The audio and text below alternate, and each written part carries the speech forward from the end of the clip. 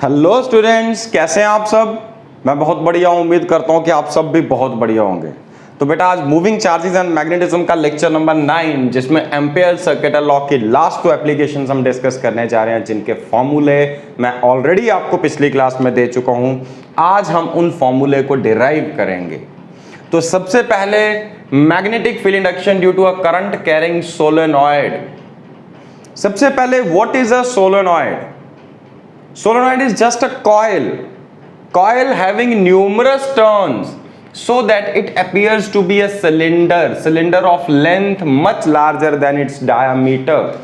एक coil जिसमें इतने ज्यादा number of turns हों that contains numerous turns so that it appears to be a cylinder of length much larger than its diameter.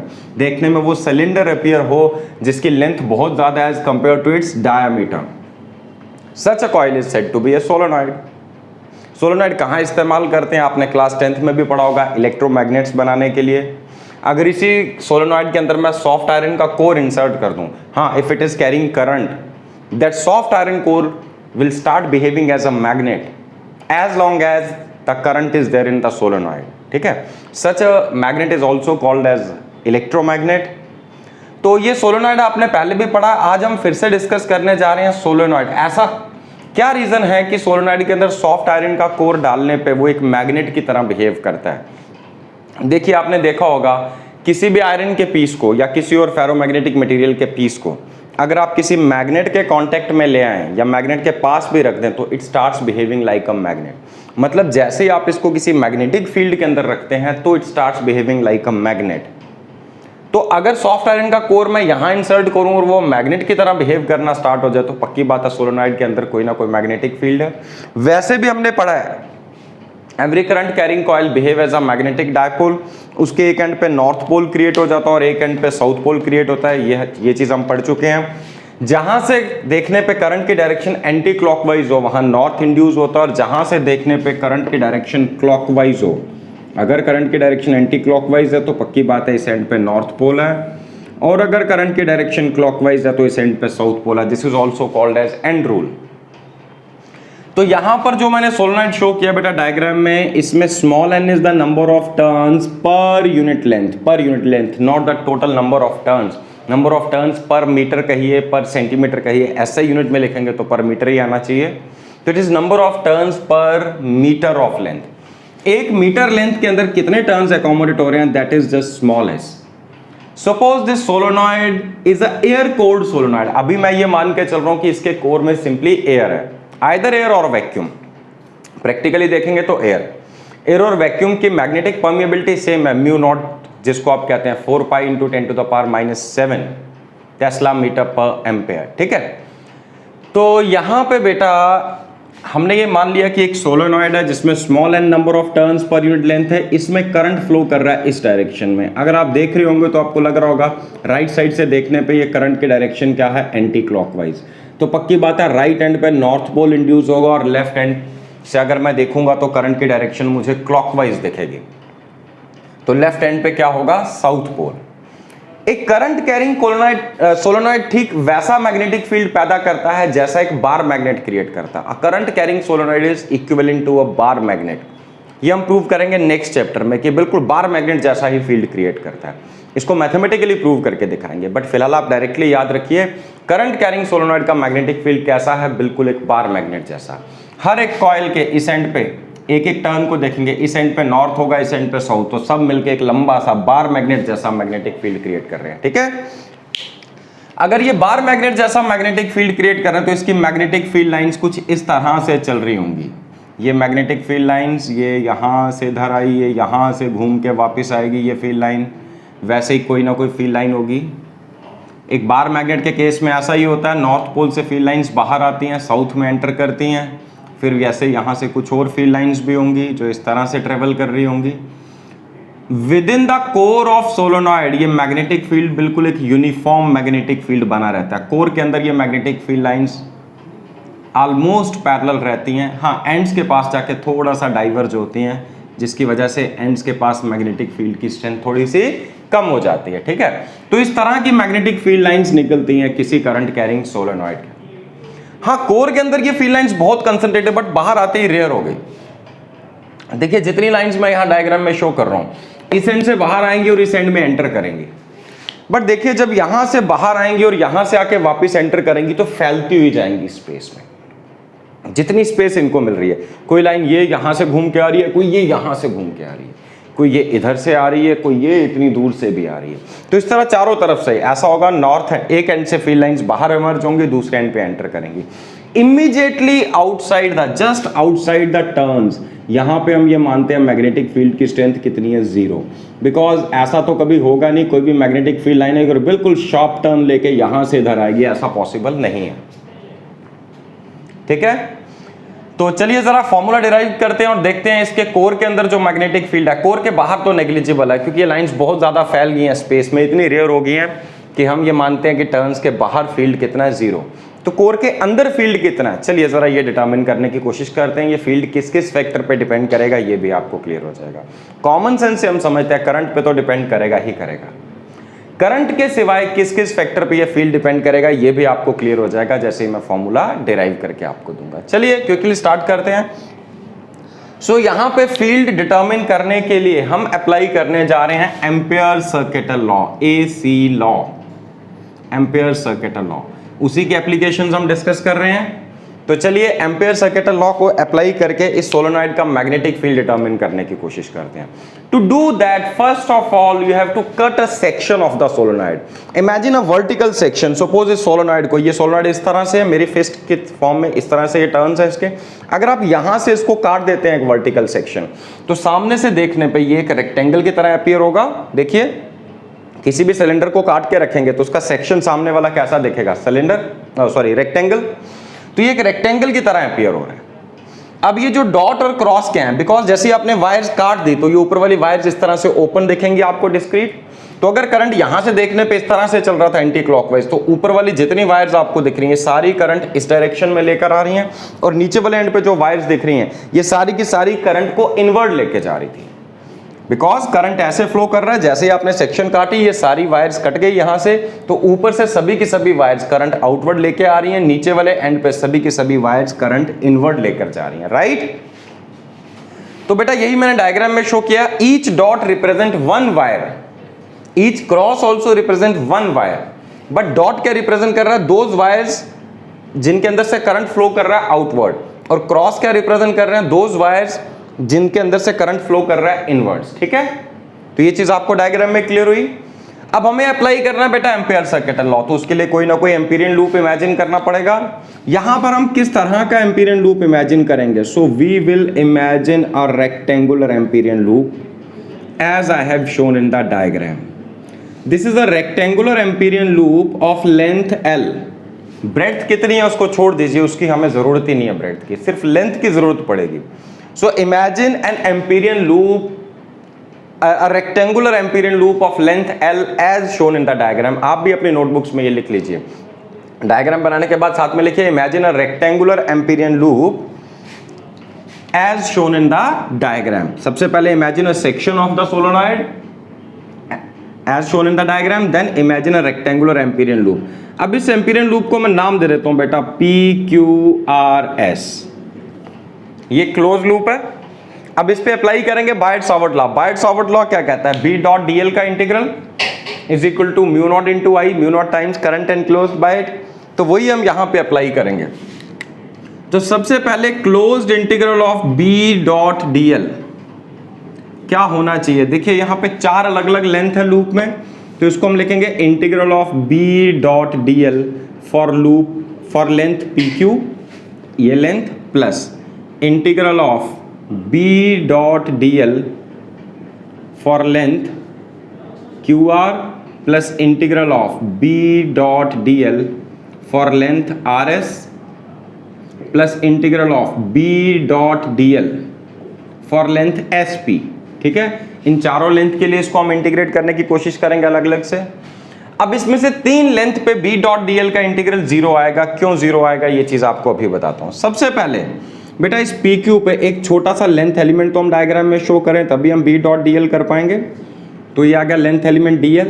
अब यहाँ पे देखिए मैग्नेटिक फील्ड की डायरेक्शन भी सेम है, तो यहाँ पर B की डायरेक्शन ये है, तो B और DL में थीटा कितना हो गया 0 डिग्री। इस QR पे देखें जरा, अगर एक छोटा सा लेंथ एलिमेंट ले रहा हूं मैं, this is length element DL vector, और यहाँ पे मैग्नेटिक फील्ड तो उसी डायरेक्शन में है B, यहाँ पे इन दोनों के बीच में थीटा कितना होगा 90। जब थीटा 90 होगा तो डॉट प्रोडक्ट कितना हो जाना चाहिए 0। सिमिलरली अब आप यहाँ पे आइए बेटा, यहाँ पे एक लेंथ एलिमेंट लिया DL वेक्टर लेंथ SP पे, और ये आ गया B वेक्टर, यहाँ पर भी इन दोनों के बीच में थीटा कितना 90 डिग्री। और बाहर वाले पार्ट में DL तो ले लिया आपने, अब ये भी कहा था बाहर फील्ड नेग्लिजिबल होता है, बिल्कुल हम इसको 0 मान के चलते, तो बाहर B कितना है 0, राइट। तो यहां पर इसका इंटीग्रल 0 होने वाला है, आप इसी तरह से डायग्राम में शो कर सकते हैं, और इसका रीजन क्या है, because theta is equal to 90 degree. जब थीटा 90 होता है तो डॉट प्रोडक्ट 0 होता है। सिमिलरली SP के लिए भी ये जो B डॉट DL का इंटीग्रल है that is again going to be 0, और रीजन इसका भी सेम है, यहाँ पे भी B और DL के बीच में थीटा कितना 90 डिग्री। अब RS पे B डॉट DL का इंटीग्रल भी 0 होगा, क्यों, बिकॉज B इटसेल्फ इज 0। इस लेंथ RS पे मैग्नेटिक फील्ड ही नहीं है बाहर, तो B डॉट DL का इंटीग्रल 0 होना चाहिए कि नहीं। देखिए तो समझ आई बात, हम क्या कर रहे हैं, हम B डॉट DL का क्लोज इंटीग्रल लेने जा रहे थे, क्लोज लूप हमने चूज किया था। इस लूप में 4 लेंथ थी, चारों लेंथ पे इस लेंथ के लिए, इस लेंथ के लिए, इसके लिए और इसके लिए हमने B डॉट DL का इंटीग्रल अलग अलग से लिया। 3 लेंथ पे B डॉट DL का इंटीग्रल 0 है, इस लेंथ पे और इस लेंथ पे 0 इसलिए क्योंकि थीटा 90 है, इन दोनों पे ये 0 आ रहा है। इस लेंथ पे इसलिए 0 है B डॉट DL का इंटीग्रल क्योंकि B ही 0 है। बचा सिर्फ B dot DL for the length PQ। अब लेंथ PQ में देखिए बेटा, आपको डायग्राम में दिख रहा है B और DL में एंगल कितना है, 0 है कि नहीं। सो B डॉट DL cos 0 आ जाएगा, ये cos 0 इज 1, तो B तो यूनिफॉर्म फील्ड अंदर, तो it is B into integral of DL for the length PQ, for the length PQ। तो PQ लेंथ के ऊपर जितने DL हैं अगर सबको आप ऐड कर दें तो टोटल लेंथ PQ आ जानी चाहिए, और PQ की टोटल लेंथ क्या है L, isn't it. Let it be equation number 1। तो इक्वेशन नंबर 1 कह रही है closed integral of B dot DL is equal to B into length, right. चलिए आगे बढ़ते हैं। According to Ampere circuital law, according to Ampere circuital law, closed integral of B dot DL क्या होना चाहिए, एम्पेयर सर्किटल लॉ क्या कहता है, that is mu naught times current enclosed bye it, current enclosed bye it. अब इसके अंदर देखिए हर वायर में करंट आई फ्लो कर रहा होगा, कितनी वायर्स होंगी, जितनी वायर्स होंगी उस नंबर से मल्टीप्लाई करेंगे। अब स्मॉल n है नंबर पर यूनिट लेंथ, तो इस लेंथ L के अंदर कितनी वायर्स एकोमोडेट हुई होंगी, small n into L, isn't it. तो इंटू I ये आ जाना चाहिए, n इंटू L हो गया number of turns enclosed by the Amperian loop, because small n is number of turns per unit length, length L है तो small n into L। So that comes out to be, इसी को हम लिख देंगे हम फिलहाल इक्वेशन नंबर 2। तो इक्वेशन नंबर 2 भी B डॉट DL का क्लोज्ड इंटीग्रल दे रही है, इक्वेशन नंबर 1 भी। तो क्या हम दोनों को इक्वेट कर सकते हैं। So from 1 and 2 what do we get, we get B into L is equal to mu naught into NL into I। देखिए L और L कैंसल आउट हो गया, that simply means magnetic field within the core of a air cooled solenoid is equal to mu naught small n I, right? Got it? अब एक चीज और है बेटा, अब ये मैग्नेटिक फील्ड किस किस फैक्टर पे डिपेंड कर रहा है। देखिए एक तो म्यू नॉट पे डिपेंड कर रहा है। म्यू नॉट क्या है, मैग्नेटिक परमिबिलिटी ऑफ एयर। अगर एयर की जगह कोई और मीडियम आ गया, if air is replaced by, if air is replaced by a material of magnetic permeability mu, तो यहां पे क्या हो जाना चाहिए, then magnetic field B is equal to mu naught की जगह बस सिंपली म्यू आ जाएगा, it should be equal to mu NI, isn't it. Air की जगह अगर कोई दूसरा मीडियम आ गया तो यहां पे क्या आ जाएगा, mu into NI। But normally आप जानते हैं मैग्नेटिक परमिएबिलिटी की जगह रिलेटिव मैग्नेटिक परमिएबिलिटी के टर्म्स में आपको इंफॉर्मेशन दी जाती है म्यू R। तो म्यू क्या होगा, mu will be equal to mu r into mu not, so it would be equal to mu r into mu naught. तो ये बात आपको समझ आई। सो मैग्नेटिक फील्ड कितना है, mu not n I with in the core of a solenoid. किस पे depend कर रहा है, पहला फैक्टर मैंने देखा कोर में मटेरियल कौन सा है।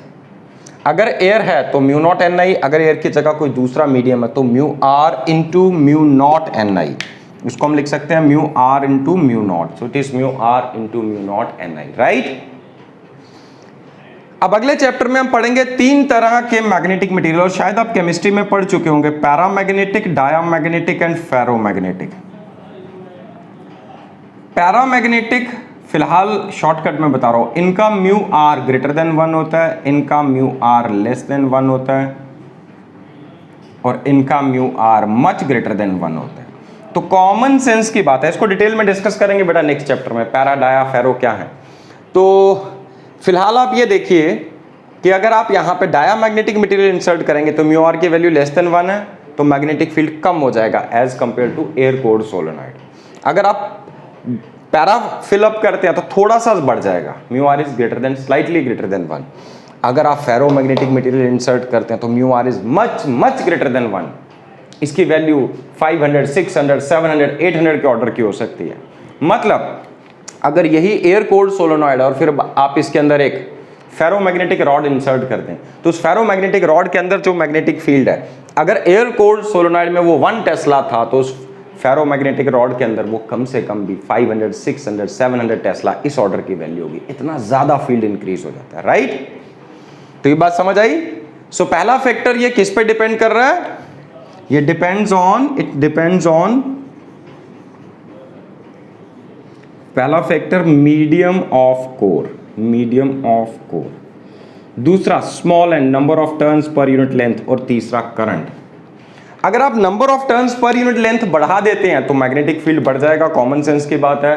अगर आप कम कर देंगे कम हो जाएगा। करंट बढ़ाएंगे तो मैग्नेटिक फील्ड बढ़ेगा, करंट कम करेंगे तो मैग्नेटिक फील्ड कम होगा, ठीक है।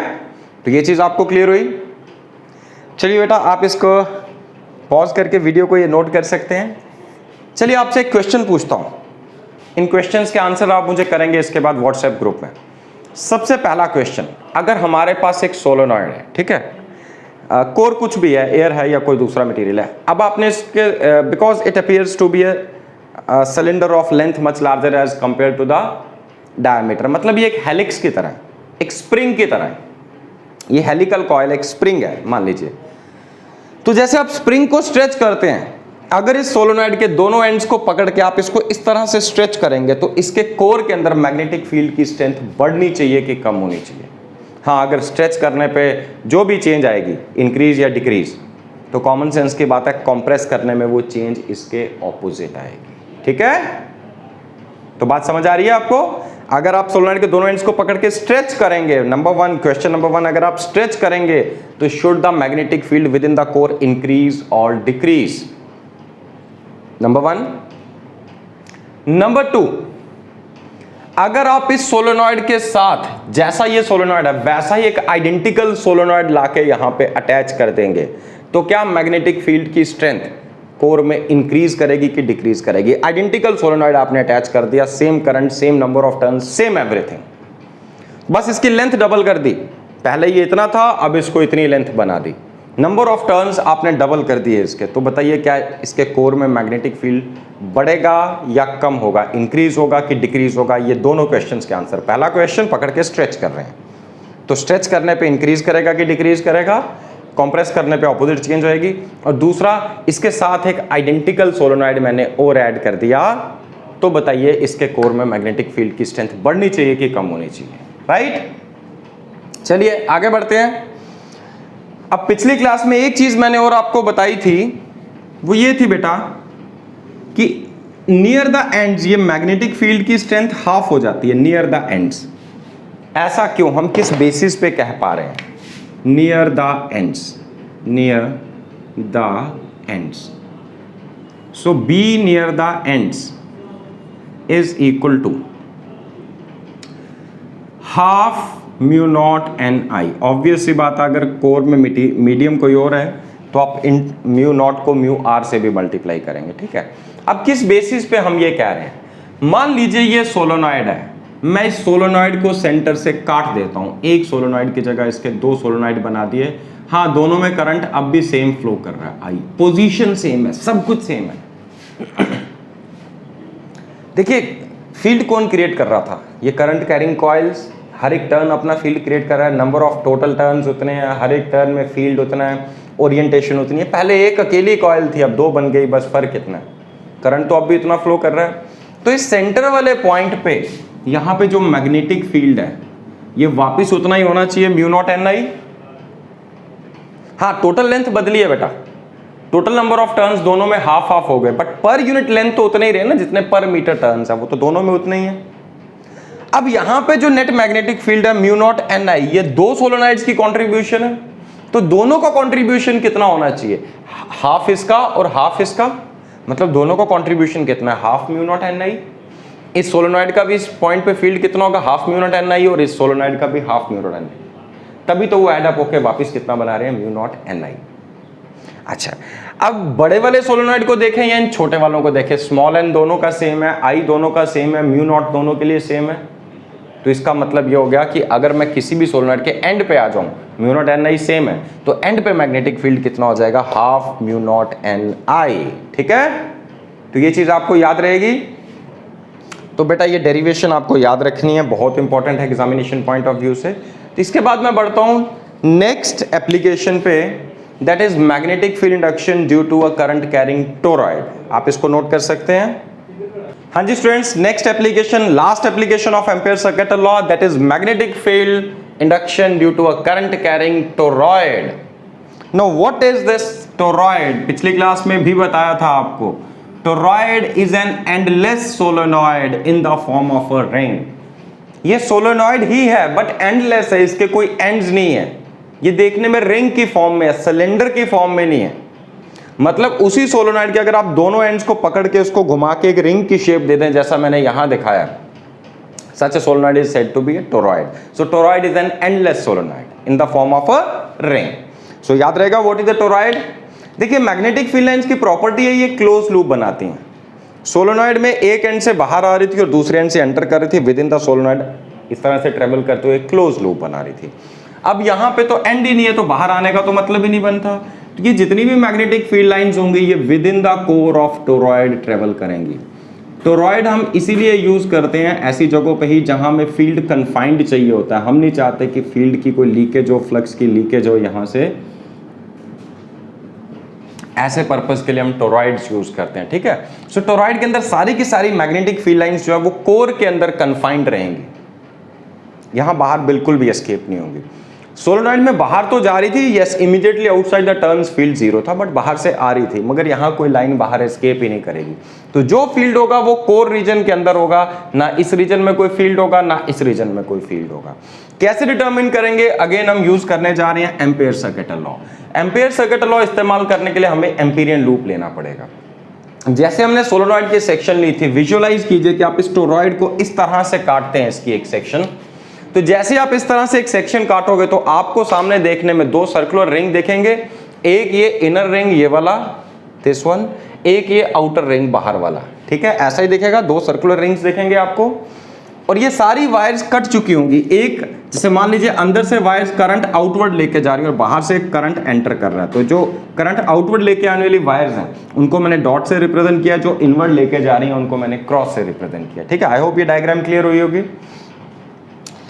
ओवरऑल इस स्पेस को हमने 3 रीजन्स में डिवाइड किया। रीजन 1 इस रिंग के अंदर वाला रीजन, रीजन 3 बाहर वाला रीजन, और रीजन 2 कोर वाला रीजन। अभी अभी मैंने कहा मैग्नेटिक फील्ड कन्फाइंड होगा सिर्फ और सिर्फ कोर के अंदर।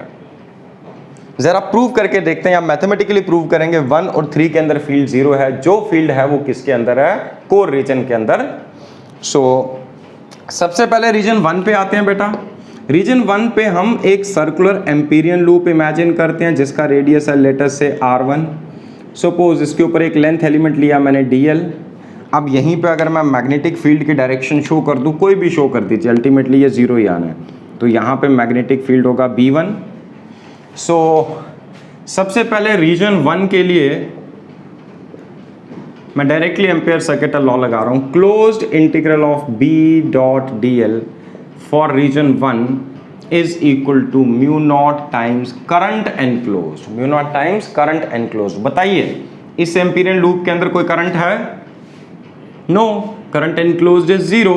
जब करंट एनक्लोज जीरो है तो इट सिंपली इंडिकेट्स, आगे सॉल्व करने की जरूरत ही नहीं, आप डायरेक्टली लिख सकते हैं magnetic field in region 1 is equal to zero. क्योंकि normally B dot D L का इंटीग्रल ऐसा आप जब जब लेते हैं तो वो B into two pi r आता है, B into two pi r zero होगा तो राइट साइड में तो पहले जीरो है, तो B into two pi r अगर जीरो है तो बी की वैल्यू भी क्या आ जानी चाहिए? जीरो। तो रीजन 1 के अंदर फील्ड कितना होगा? जीरो। अब रीजन 2 में आने से पहले मैं रीजन 3 की बात कर लेता हूं। तो अब रीजन 3 के अंदर भी हम एक एम्पीरियन लूप इमेजिन करने जा रहे हैं। कैसा वाला Amperian loop? Again circular Amperian loop. Suppose इस सर्कुलर एम्पीरियन लूप का रेडियस है R3। यहां पर आपने एक छोटा सा लेंथ एलिमेंट लिया DL और यहां पर आपने मैग्नेटिक फील्ड की डायरेक्शन शो कर दी है। कोई भी शो करें कोई फर्क नहीं पड़ता, यहाँ तो थीटा 0 आ रहा है, 180 भी आएगा तो कोई फर्क नहीं पड़ता। इसको मैं नाम दे रहा हूँ B in region 3। So reason 3 की बात करते हैं बेटा। रीजन 3 के अंदर अगर हम एम्पेयर सर्किट लॉ अप्लाई करें, इसके आगे बेटा ब्रैकेट में आप रीजन दे सकते हैं Ampere circuit law, we are using Ampere circuit law. So closed integral of B dot DL for region 3 should again be equal to mu naught into current enclosed। अब आप बताइए रीजन 3 में ये जो लूप 3 हमने कंसिडर किया है इसके अंदर कितना करंट एनक्लोज्ड है? सारी वायर्स इसके अंदर हैं, फिर भी इसके अंदर करंट एनक्लोज्ड कितना होगा? जीरो। क्यों? याद कीजिए पिछली क्लास में मैंने बताया था कि अगर कोई एम्पीरियन लूप है, इसमें दो कंडक्टर्स हैं, एक करंट I1 ऊपर लेके जा रहा है, दूसरा करंट I2 नीचे लेकर आ रहा, तो आप क्या करते थे? Mu naught times I1 minus I2 करते थे ना। यहां सभी वायर्स के अंदर करंट आई है, बट ये तो बेसिकली टर्म्स थे जिनको हमने काटा। तो जितनी वायर्स आउटवर्ड करंट लेके आ रही हैं ठीक उतनी ही वायर्स अंदर जा रही होंगी। सो इसका रीजन आप लिख सकते हैं because net outward current is equal to net inward current. Net outward current is equal to net inward current. तो जितना आउटवर्ड करंट है ठीक उतना ही इनवर्ड करंट है, तो नेट करंट जीरो हो गया। That simply indicates B in region 3 is also equal to zero, right. So region 1 और रीजन 3 में ना यहां कोई फील्ड है ना यहां कोई फील्ड है, जो फील्ड है कोर के अंदर। तो अब चलिए जरा क्विकली कोर के अंदर फील्ड की वैल्यू डिटरमिन करते हैं। तो यहां पर भी एक एम्पीरियन लूप इमेजिन करेंगे। सपोज ये एम्पीरियन लूप है, इसका रेडियस है लेटर से R2। अगेन यहां पे दो लेंथ एलिमेंट्स इमेजिन, एक लेंथ एलिमेंट इमेजिन करते हैं DL, और इस DL पे यहां मैग्नेटिक फील्ड की डायरेक्शन क्या है वो डायरेक्शन इमेजिन कर लेते हैं। Suppose that direction is this, so इसको नाम देंगे B2, right. So in region 2 again ये फाइनल फॉर्मूला यही आने वाला बेटा, B is equal to mu not Ni। So region 2 के अंदर closed integral of B dot DL for region 2 is equal to mu not into current enclosed. अभी मैं इसको क्या लिखने जा रहा हूं? Simply current enclosed. कितना करंट इसने एनक्लोज किया है? सबसे पहले B और DL में एंगल आपको दिख रहा है, इसको नाम दे देंगे B2 into DL into cos zero. देखिए डायग्राम में B और DL में एंगल जीरो दिख रहा है आपको। सो यहां से this is equal to mu not into current enclosed. अब करंट एनक्लोज्ड कितना है? जितने नंबर ऑफ टर्न्स हैं इनटू I, बिकॉज हर एक टर्न में करंट कितना है? I। अब कितने नंबर ऑफ टर्न्स एनक्लोज्ड हैं? सो यहां पे पहले तो मैं B2 चूंकि कांस्टेंट होगा बाहर निकाला, इंटीग्रल ऑफ DL किया तो लेफ्ट साइड में आ जाएगा आपके पास B2 into 2 pi R। Magnetic field in region 2 into 2 pi R, तो लेफ्ट साइड में जब हमने इंटीग्रेट किया तो ये वैल्यू आ गई। अब राइट साइड की बात करते हैं, नंबर ऑफ टर्न्स। अगेन यहां पे बेटा small n is number of turns per unit length. Number of turns जैसे उसमें हमने डिस्कस किया था सोलेनॉइड में, पर यूनिट लेंथ, तो this is number of turns per unit length. तो इसकी टोटल लेंथ कितनी है? अब आप इसकी लेंथ ले सकते हैं बिकॉज रेडियस आपको गिवन है, तो ये हो जाएगा, हाँ इसमें भी 2 पाई R2 आएगा, so this should be equal to mu not into, हर टर्न में करंट आई है तो नंबर ऑफ टर्न्स कितने होंगे, लेंथ है 2 पाई R2 और पर यूनिट लेंथ टर्न्स है n इंटू आई, ये आना चाहिए। इसको हम लिख सकते हैं mu naught into 2 pi R2 into n into आई। अब दोनों साइड से 2 पाई R2 कैंसिल आउट हो गया। This implies that B in region 2 is equal to mu naught small n i, again same formula. और आप इसको ऐसा भी कह सकते हैं B inside the core of a toroid is always equal to mu naught small n i, right. तो toroid के केस में भी सेम फॉर्मूला, सोलेनॉइड के केस में भी सेम फॉर्मूला है, ठीक है। अब बेटा कई बार ऐसा होता है आपको क्वेश्चन में इंफॉर्मेशन किस तरह से गिवन होती है, आपको total number of turns given होते हैं, number of turns per unit length आपको डिटरमिन करना पड़ता है। बाकी आई पे कैसे डिपेंड करेगा, कोर पे कैसे डिपेंड करेगा, बिल्कुल वैसा ही है जैसे सोलेनॉइड के केस में। अब अगर आपको total number of turns given हो और आपको चाहिए value small and number of turns per unit length, तो आप क्या करेंगे, टोटल नंबर ऑफ टर्न्स को डिवाइड करेंगे लेंथ ऑफ द सोलेनॉइड, और लेंथ मतलब इस सर्कुलर रिंग का सरकमफ्रेंस।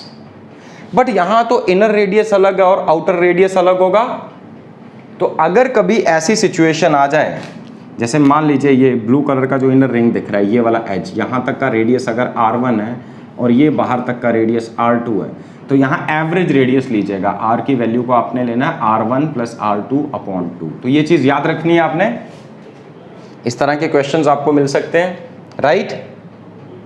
बाकी थ्रू आउट द कोर ये वैल्यू फिक्स रहेगी, mu naught small n i। So this is all in this. इसके बेसिस पे बेटा आप NCERT की एक्सरसाइज जल्दी से क्विकली अपनी कंप्लीट कीजिए, जहाँ डाउट्स आते हैं पूछिए। इन केस किसी का डाउट अनआंसर्ड हो तो बेटा रिमाइंडर दे दिया करो मुझे, बिकॉज व्हाट्सएप पे आप डाउट्स भेजते हैं, एक बार मैसेज सी कर लो तो वो कई बार पीछे चला जाता है, तो दोबारा से आप रिमाइंडर दे सकते हैं मुझे। हाँ, जब मैं सोलेनॉइड का केस लिया तो सोलेनॉइड के केस में हमने ये देखा कि near the ends magnetic field की स्ट्रेंथ हाफ हो जाती है। सपोज हमारा जो सोलेनॉइड है, इसके मैग्नेटिक फील्ड को अगर मैं ग्राफिकली प्लॉट करूं वर्सेस डिस्टेंस x लिख लो, r लिख लो। सपोज इस सोलेनॉइड की लेंथ है टोटल, लेट अस से small l, this is small l, और ये सेंटर वाला पॉइंट आ गया O। इस एंड तक ये लेंथ कहाँ तक एक्सटेंड कर रही है, l/2, और इस एंड पे -l/2। सो प्लस l/2 से -l/2 तक ये सोलेनॉइड एक्सटेंड कर रहा है। इसके कोर के अंदर जो मैग्नेटिक फील्ड की वैल्यू होगी वो कितनी होगी, वो फिक्स्ड होगी, B is equal to mu naught n i। हाँ, कोर में अगर मीडियम कोई और आ गया तो इंटू म्यू r आपको करना है, लेकिन नियर द एंड्स आपको बताया था ये स्ट्रेंथ कितनी हो जाती है, हाफ। तो इसको ग्राफिकली आप इस तरह से प्लॉट कर सकते हैं, ये वैल्यू कितनी है, half mu naught small n i, ठीक है। आज गर्मी बहुत बढ़िया है, इजंट इट? यस, गर्मी बढ़िया है, हम ये नहीं कहेंगे मौसम खराब है, गर्मी बढ़िया है, ठीक है। तो चलिए आज की क्लास में इतना ही। आज आप ये दोनों डेरिवेशंस अच्छे से कीजिए। अब आपका ये चैप्टर कंप्लीट हो चुका है, मूविंग चार्जेस एंड मैग्नेटिज्म। इसके ऊपर अगर सप्लीमेंट देना होगा तो मैं आपको व्हाट्सएप ग्रुप में कुछ सप्लीमेंट्री मटेरियल भेजूंगा। फिलहाल एग्जामिनेशन पॉइंट ऑफ व्यू से, बोर्ड एग्जाम के पॉइंट ऑफ व्यू से हम सब चीज़ें कवर कर चुके हैं इसमें, ठीक है। हालांकि साइक्लोट्रॉन भी हमने किया, इस साल के सिलेबस में वो नहीं है, आपके बोर्ड एग्जाम में साइक्लोट्रॉन नहीं आने वाला। बाकी जो डेरिवेशंस बताई हैं उनको अच्छे से रिवाइज कीजिएगा। Torque acting on a current carrying coil बहुत इंपॉर्टेंट है, गैल्वेनोमीटर वाला टॉपिक बहुत इंपॉर्टेंट है, वेलोसिटी फिल्टर बहुत इंपॉर्टेंट है, देन ILB साइन थीटा वाला फॉर्मूला, उसके बेसिस पे न्यूमेरिकल आने के चांसेस है, QVB साइन थीटा के बेसिस पे न्यूमेरिकल आने के चांसेस हैं, या B को डिफाइन किया जाता है मैग्नेटिक फील्ड इंडक्शन को उस फॉर्मूले के बेसिस पे। तो इस तरह के क्वेश्चंस आपके सामने आ सकते हैं, ठीक है। तो चलिए प्रीवियस ईयर के क्वेश्चंस भी भेजूंगा, आपको खुद ही आइडिया हो जाएगा। फिलहाल सबसे पहले NCERT एक्सरसाइज कंप्लीट कीजिए, एग्जाम्पलर कंप्लीट कीजिए, फिर हम आगे बढ़ते हैं, ठीक है। सो आज के लिए इतना ही। Wish you all the best, God bless you all.